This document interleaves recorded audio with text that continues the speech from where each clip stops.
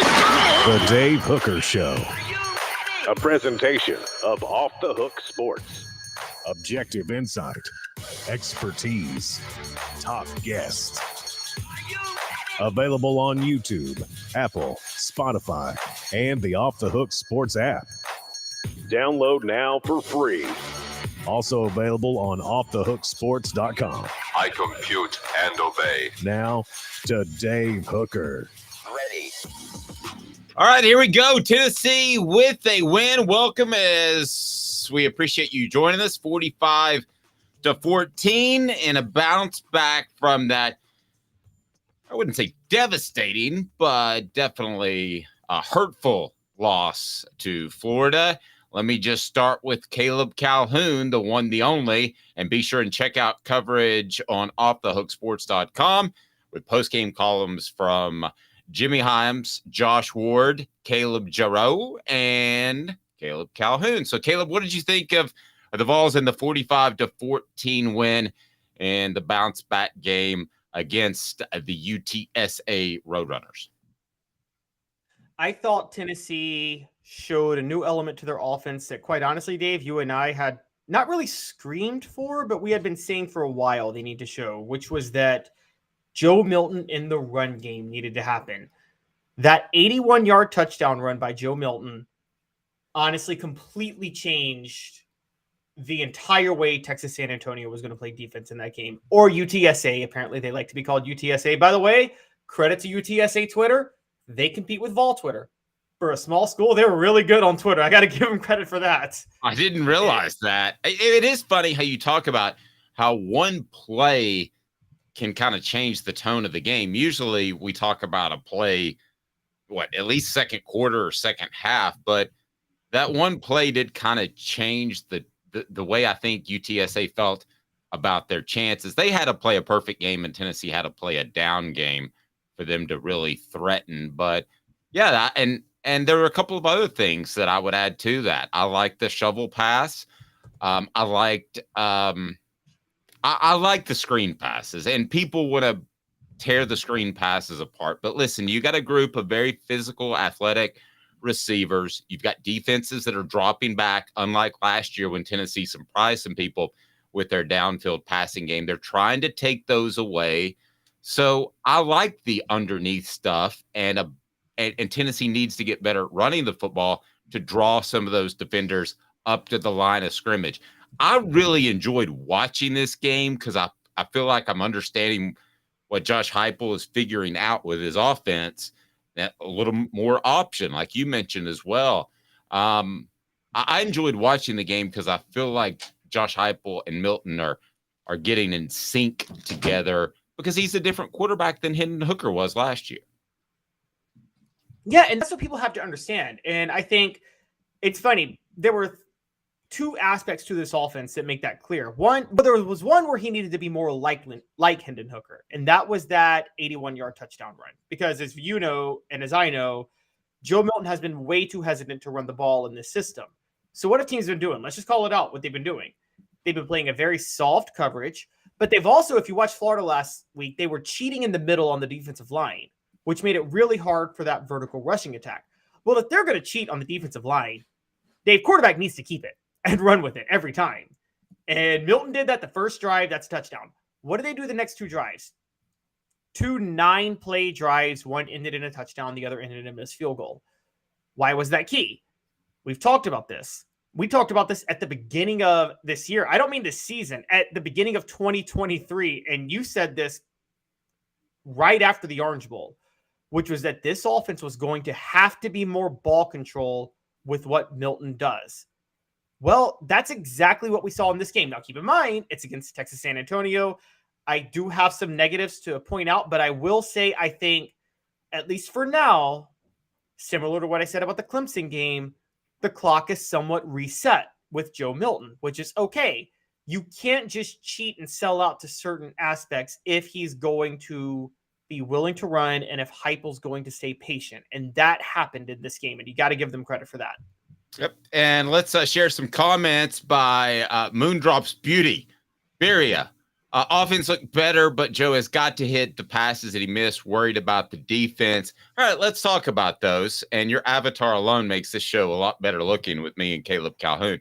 So Joe Milton did miss on the squirrel white pass. There was an 0 for 8 streak at one point. But I've got to give him a lot of credit for the Ramel Keaton touchdown pass. The other long pass to Ramel Keaton in which he was slow to get up, I thought that was into coverage. That would have taken a perfect pass.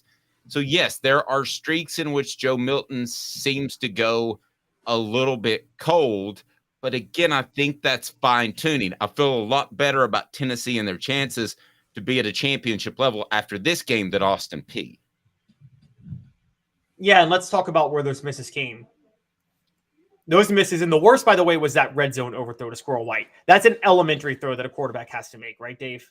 Yes, that one was bad. That was an F- ball. Yes, exactly. However,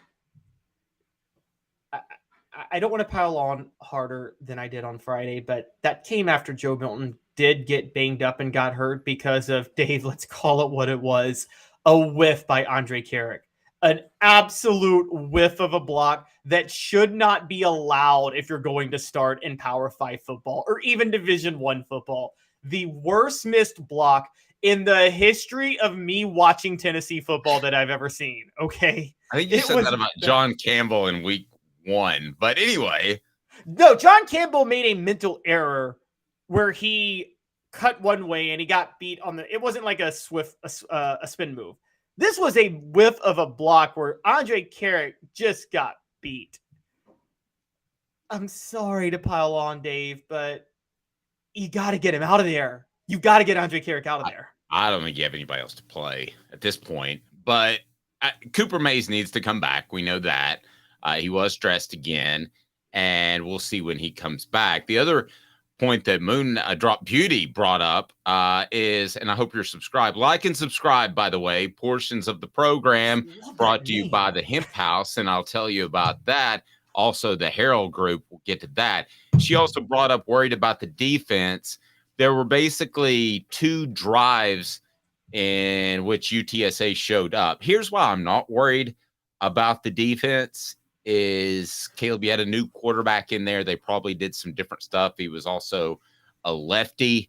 So it's going to be a different looking offense. I think that surprised Tennessee. I've seen it a million times in football. You change quarterbacks either because of injury or whatever reason, that typically you will see a defense struggle to adapt. Your thoughts on that? It's brought to you by Herald Group Security Solutions, leadership, experience, specialization, addressing problems through unique mission-specific mitigation techniques, also making your children safer one school at a time. If you're a private school your children are, be sure and talk to them about Herald Group Security Solutions. They make your children safer, heraldgrp.com.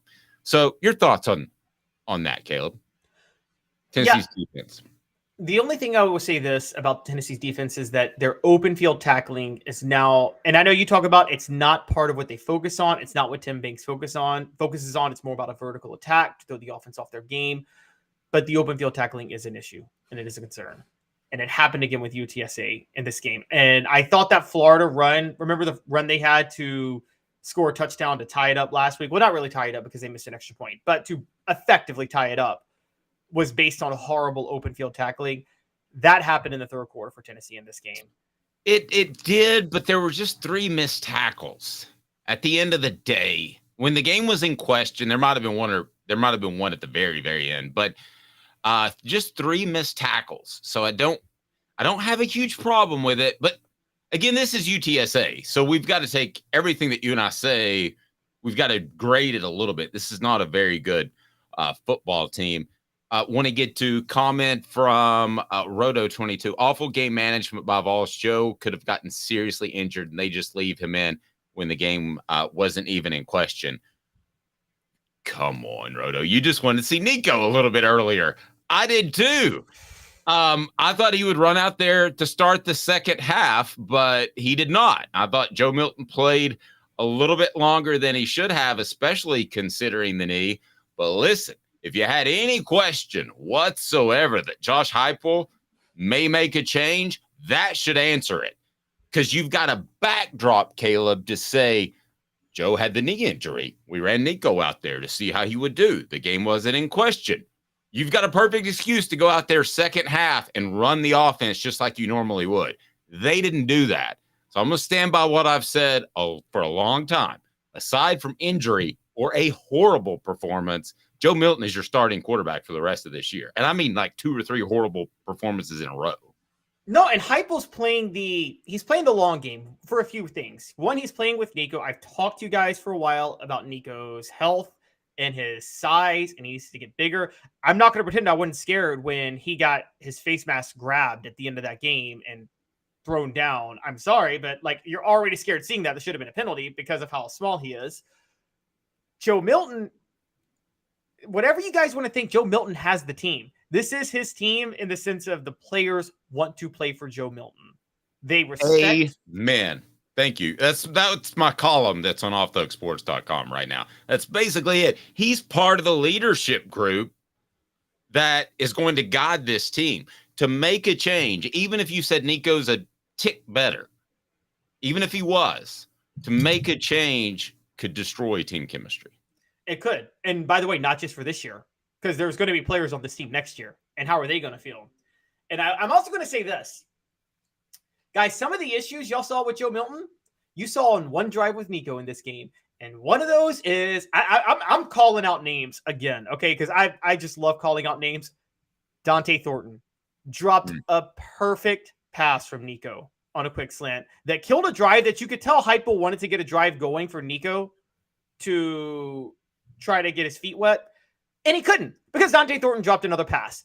Dante Thornton really needs to get his act together because he is not fighting for balls and he's dropping a lot of passes.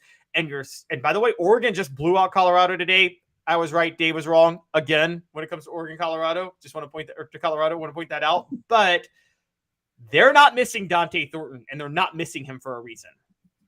No, and on our message board here, we've got Roto saying Vols can't keep dropping passes the way he has. Completely agree with that. And I will tell you, as we looked at it and Caleb broke it down last week, the transfers have not been tremendously great, which we would have thought Dante Thornton would be one of the stars, but that hasn't been the case. And I called him Kevin Durant going to the Warriors offense. I'm eating so much crow on that. Yeah, maybe a little bit of crow. So as far as long-term, again, like and subscribe. And by the way, check this out. We got the Big Orange Crunch that is available at hemphousechat.com. That's 2 T's, hemphousechat.com. And they're fantastic for your hemp dispensary online. You can order there. And this is the cool part. Guess what, Caleb? 50% off on the Big Orange Crunch. 50% off. Just use the promo code HOOKED and they'll take care of you. It's right here. So it's delicious. You'll love it. And so when I look at Tennessee and their play overall, when they started out, you get the big run. But the other thing that I liked is they got Dylan Sampson involved early and then Dylan Sampson involved late. I thought that Joey Halsley brought up a point last week. He kind of gave a little hint. Listen, I think Tennessee's coaching staff just messed up against Florida. I think they got discombobulated and that he didn't get Dylan Sampson in the game. And he said he's going to be involved in the game. If the exact quote, I believe, was he knows what we think of him. He's going to get the ball in his hands. Probably not the exact quote, paraphrase. He did get the ball in his hands, and he's a playmaker. Well, see, I'm going to break with you on that. Part of getting the ball in Dylan Sampson's hands, even with the all-purpose backs and Josh Heupel's system, it's a vertical attack. Running the ball. Similar to, it's funny because I keep saying the phrase vertical attack for Tim Banks' defense, but running the ball on offense, it's also a vertical attack. You can't have the defensive tackle selling out in the middle if you're going to have that. If they do sell out in the middle, Dylan Sampson as an all-purpose back is not your threat. You got to keep them honest, and that's where you need Joe Milton to run with the ball. This is an underrated – we kind of thought this ahead of time because Josh Heupel was so successful with Drew Lock, who is not a mobile quarterback. that the quarterback doesn't need to run with the ball. The more I'm watching Heupel's offense now, Dave, I'm realizing unless they're accurate over the middle, which Joe Milton is not, and we have determined that he's not, and I'm not so sure Hendon Hooker was either, by the way, because he never really had to do it. You've got to be willing to run with the ball a little bit. So I think the reason they were able to get Sampson involved was because of that run by Milton to start the game. It completely changed how UTSA was going to play defense in this one. Post on the message board, Nico played for 2 seconds and they won't let him throw the ball. Again, that just speaks to my point. They are all on the Joe Milton bandwagon. I'm not saying they shouldn't be. This is not a question but of. But they let him throw the ball. Yeah, he did. I mean, he did throw the ball. I think they passed to Dante Thornton, and Thornton dropped it. Not Nico's fault. And then Nico got his face mask grabbed when and what should have been a penalty. Another failure by the refs. I don't know who performed worse, Dante Thornton, Andre Carrick, or the refs. But SEC refs. Who's been worse through the first 4 games for Tennessee? Those 4. Might have been one of the color commentators that I was listening to. But anyway, wasn't he a coach? Maybe. Are you still a coach if you're a coach at Vanderbilt? They did look better. Don't get me wrong. I'm thinking about SEC play. I agree. Compared to Austin Peay, they were better than they were against Austin Peay. Travis says the team struggles in all aspects. It's disappointing. So I'm finding a wide range of the way you view this game. Listen, I don't have a huge issue with a team going a little bit flat when a new quarterback comes in there defensively and giving up 14 points. Listen, they knew the game was over at halftime. They knew they were a lot better than these guys. So, yes, you would like for them to be mature and blow them out by 68 points. But I just don't think this offense is going to do that this year. No, that's a completely different design from last year. They're not going to hit the big plays as often. Maybe they will down the road. I will say that. I think that defenses have adjusted specifically to what they didn't believe Joe Milton could do. And Dave, let's be honest, Joe Milton didn't show he could do it for a while. So I'm seeing what you're putting on the message board now. I don't think he's good in the booth, but Derek Mason should not be coaching Tennessee's defense either. Tennessee's got a fine defensive coordinator. He's bad in the booth, though. Wow, it's like he didn't want to be there. It was like 3-word sentences. Ball's good. Actually, his analysis wasn't bad. It was the way he delivered, which is a big point. Okay, that's fair. My question to you, Dave. It's funny he shares your name. Dave Neal's been doing SEC football for so long. How come he hasn't been able to move up from like the lowest tier SEC game each Saturday? I'm not going to pick on Dave Neal. I think he does a good job. I agree. I think he does a great job. But why have they not given him he should have had Brad Nessler's job at CBS, right? He deserved that. I don't know. I'm going to get back to the Vols specifically. Any other standouts for you or any other major points that you want to bring up about Tennessee's play? I'll remind people to click like and subscribe, and we're live each and every weekday at 10 a.m. Philip Fulmer, by the way, drops tomorrow in our Celebrate 98 series. Also, the Vol Report with Cooper Mays and Jacob Warren. We'll have that and that Sunday show with Fred White. So hit that like and subscribe button. Subscribe for sure. Turn your notifications on so you know when things are kicking your way. What else, Caleb, stood out to you? Elias says maybe Dave Neal just doesn't want to travel far from home. He's in Atlanta. That actually could be the case. He could also have another. He's got a sweet gig. You're right. He could have another full-time job. So, but anyway, let's not talk about Dave Neal. What else stood out? I'm not picking on him. I think he does a good job. I do too. I think he's good. Tom Hart's my favorite by far. Anyway, I don't want to talk about announcers. That's like my rule. I don't like talking about other broadcasters, and I can't believe I said that about Derek Mason. That might be the first time in my career, actually. Go ahead, Caleb.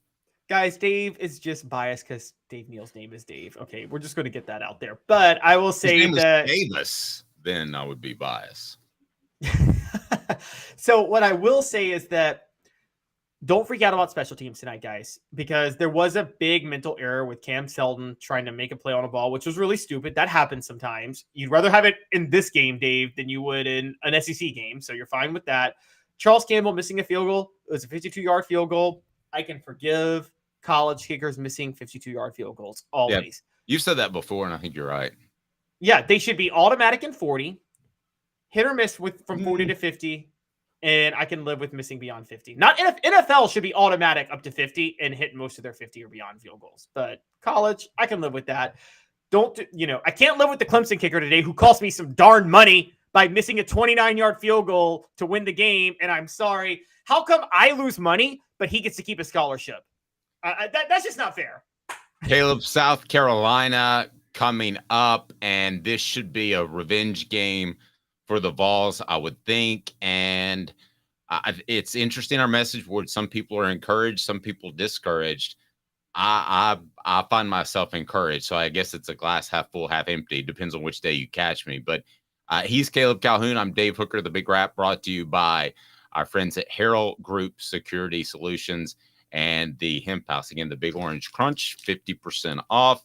Take advantage of that. And Herald Group Security Solutions, making your children safer. Learn more, heraldgrp.com. Again, offthehooksports.com, complete coverage from Jimmy Himes, Josh Ward, Caleb Calhoun, Caleb Giroux, throwing heat. I even wrote something too.